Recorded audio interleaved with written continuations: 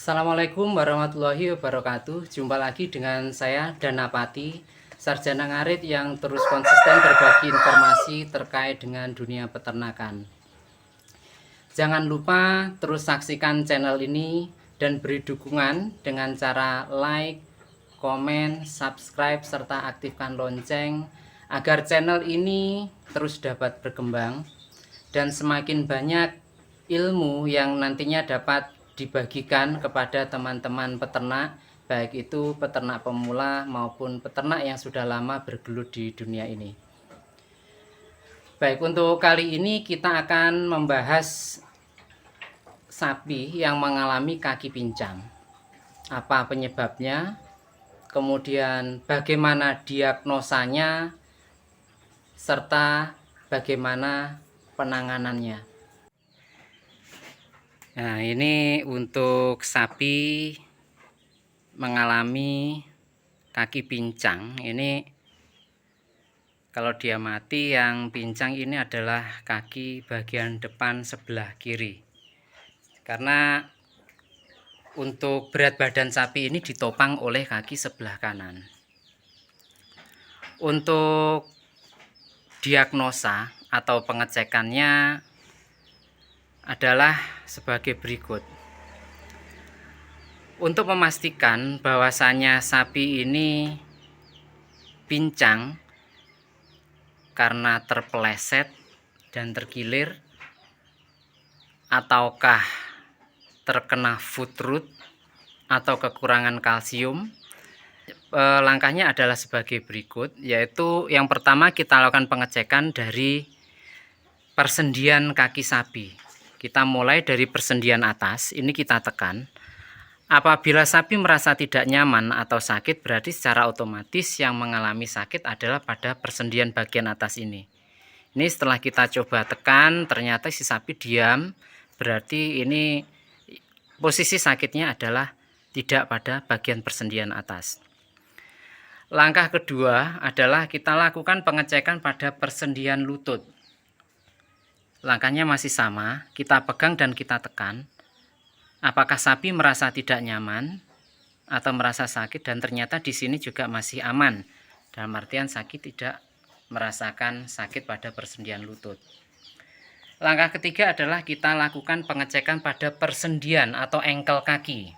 Kita lakukan pengecekan dengan sama, kita pegang dan kita tekan. Nah, ternyata di sini sapi merasa tidak nyaman. Ini indikasinya adalah kaki sapi diangkat dan dihentakkan. Berarti yang sakit adalah pada engkel ini. Dan kalau diamati memang pada posisi engkel ini terjadi peradangan, di mana engkel kaki mengalami bengkak ya. Kemudian warnanya juga memerah. Setelah diketahui bahwasannya posisi yang sakit adalah pada engkel bagian bawah, ini kita harus pastikan lagi bahwasannya apakah sakit pada engkel ini karena terkilir ataukah kurang kalsium dan atau juga karena foot rot. Ini kita lakukan pengecekan.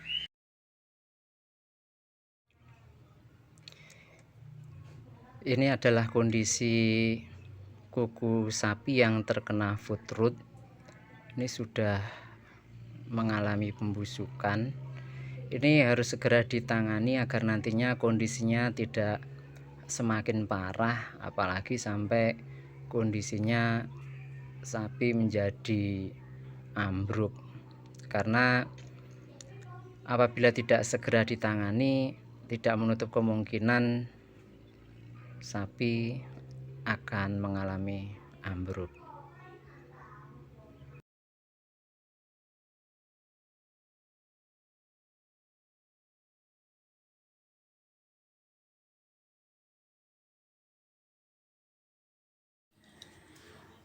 Untuk penyakit kaki foot rot atau busuk kuku ini disebabkan oleh bakteri Fusiformis. Biasanya bakteri ini menyerang pada babi maupun sapi.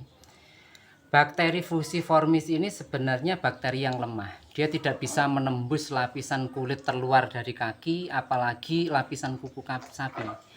Hanya saja bakteri fusiformis ini dapat masuk ke dalam jaringan tubuh sapi karena adanya faktor luka. Karena ada luka tersebut, bakteri fusiformis masuk, kemudian terjadi peradangan hebat. Untuk langkah antisipasi agar nantinya si sapi tidak terkena foot rot adalah dengan cara menjaga kebersihan kandang. Karena apa?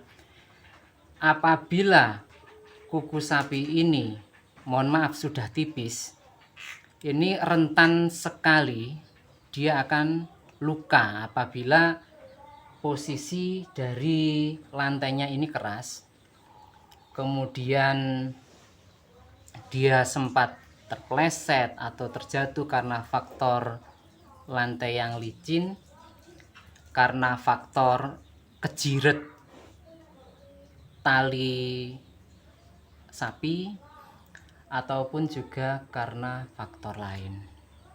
Apabila sudah terkena foot rot seperti ini, langkah pertama yang perlu dilakukan adalah segera hubungi dokter atau mantri hewan terdekat agar nantinya dapat diinjeksi anti radang dan diberi antibiotik. Kemudian selain itu, nanti untuk mencegah semakin parah kondisi dari foot rot yang dialami oleh sapi kita, hal yang perlu dilakukan adalah pertama, selalu jaga kebersihan kandang. Pastikan bahwasannya kotoran sapi itu bersih. Kemudian pada saat memandikan sapi, lakukan penyemprotan pada teracak atau kuku kaki, terutama pada sela-selanya. Pastikan lantai dalam kondisi kering, tidak basah, sehingga potensi untuk sapi terpleset dan jatuh sangat kecil. Kemudian berikan alas, bisa berupa karpet atau jerami kering pada sapi yang telah terkena foot rot, sehingga kaki yang terkena foot rot tidak terasa sakit dan semakin parah. Selain itu, nanti usahakan, ini untuk teman-teman pelaku breeding atau penggemukan, usahakan sapi ini tidak terus-menerus berada di dalam kandang. Karena foot rot ini biasanya ini menyerang pada sapi-sapi yang jarang dikeluarkan dari kandang. Baik itu yang sapi obesitas, dalam artian sapi penggemukan yang besar atau berat badannya over, maupun sapi-sapi indukan.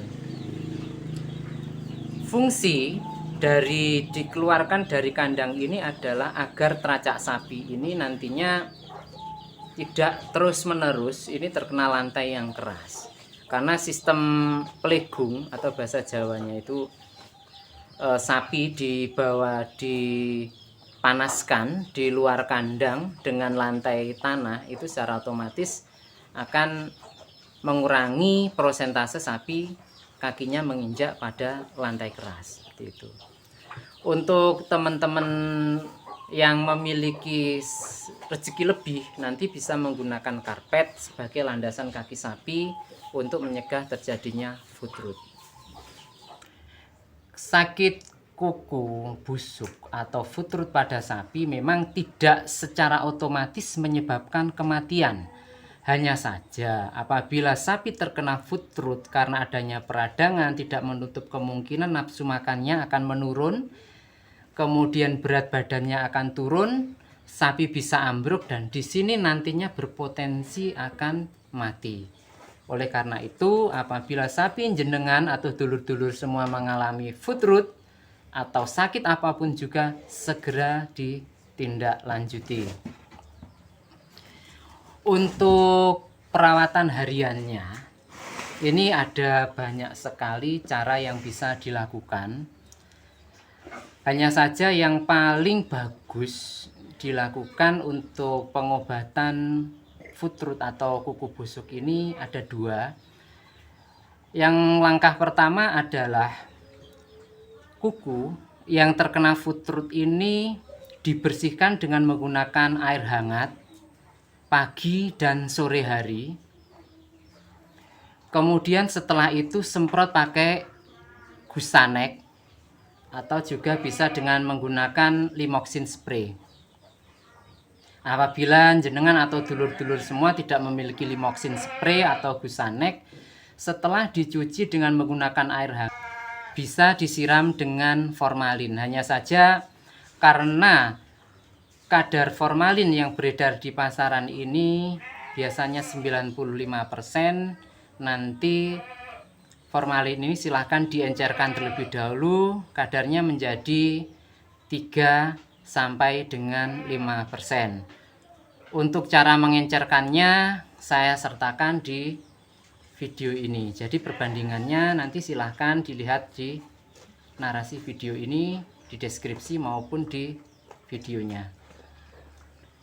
Campuran airnya berapa, kemudian formalinnya berapa. Baik, itu tadi tips dan trik dari Danapati terkait tentang foot rot atau busuk kuku pada sapi.